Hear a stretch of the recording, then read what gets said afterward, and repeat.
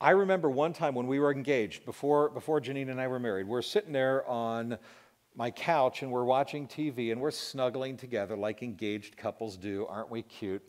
And one of the things that I never told her about myself was this health problem that I had, okay, with my heart. My entire life, I'd never had a normal beating heartbeat. You know, if you take your pulse, it's like boom, boom, boom, boom, boom, boom. That's a normal beat.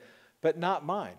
To listen to my heartbeat, the best way I could describe it would be if you put 3 bowling balls in the trunk of your car and drive around. It's like boom, boom, boom, boom, boom, boom, boom. Just seriously, all over that. Then nothing. And you're like,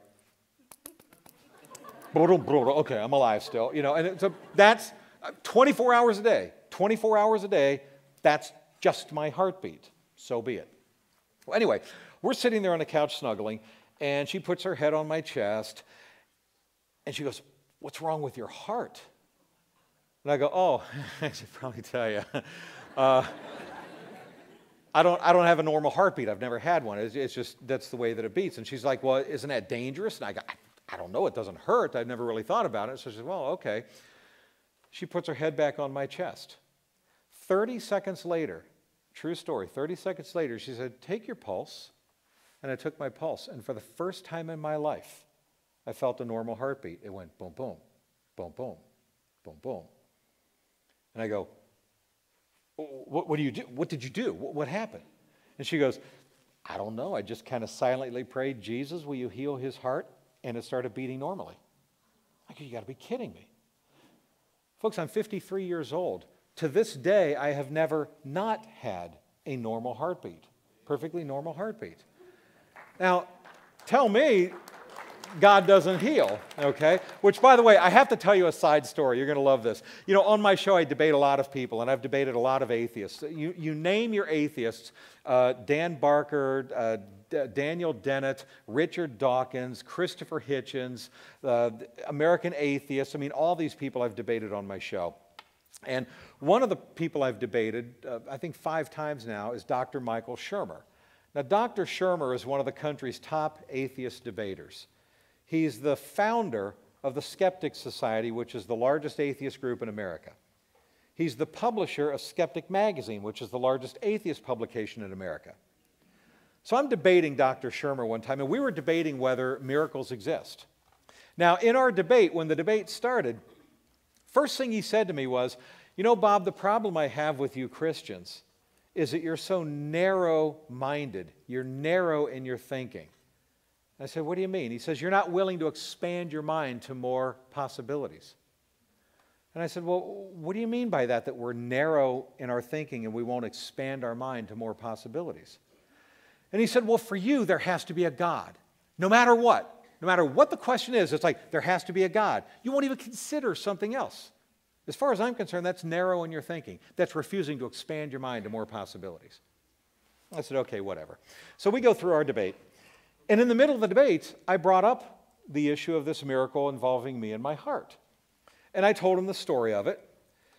And as I explained this story to him, and I said, "You know, doctor, I hope you know me well enough to know that I wouldn't just make up a story like this or exaggerate it just for the sake of debate." And he goes, No, I know you're not making that up. I understand." I said, "Okay, so I would like for you to explain to me, if you say there is no God and you say that miracles cannot happen, explain to me how my heart was healed at that moment." And he said, "Well, you know, sometimes with the power of the mind, we can..." I said, No. This wasn't the power of my mind. My girlfriend at the time, she prayed silently.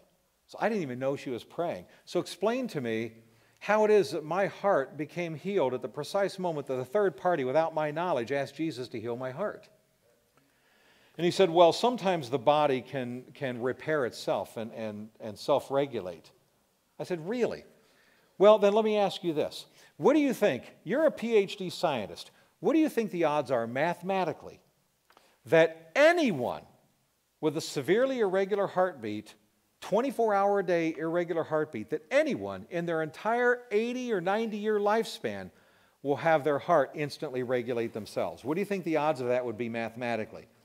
And he said, "Well, that would be pretty rare." I said, yeah, it would be.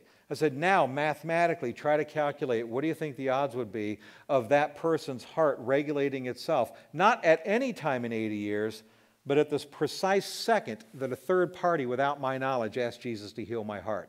What would the mathematical odds of that be? How do you explain that? And he goes, well, that would be pretty astronomical. I said, that would be a statistical impossibility, and you know that. So I want to know, how do you explain that? Now, I've debated a lot of people, and here's a debate tactic. When you're caught, you try to change the subject.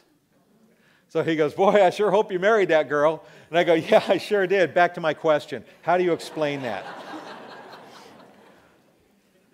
So he said, well, I can't explain that. I said, okay, let me propose a theory to you. Here's my hypothesis. There really is a Jesus who's alive, who heard her prayer and chose to respond in that moment by healing my heart. Are you open to that possibility? And he said, no. And I said, really? Which one of us is being narrow in our thinking and unwilling to expand our minds to more possibilities?